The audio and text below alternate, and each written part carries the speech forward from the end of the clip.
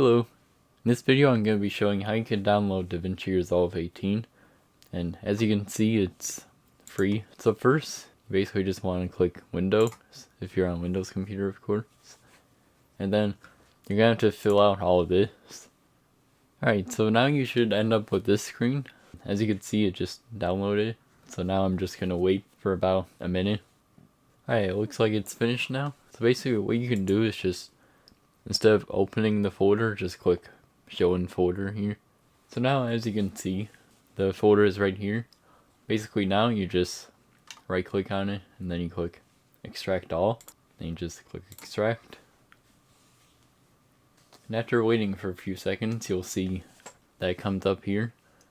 So now you can just double click it.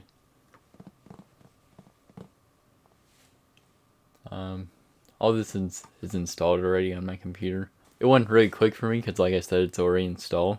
But that's basically all you have to do to install it. It's not that difficult.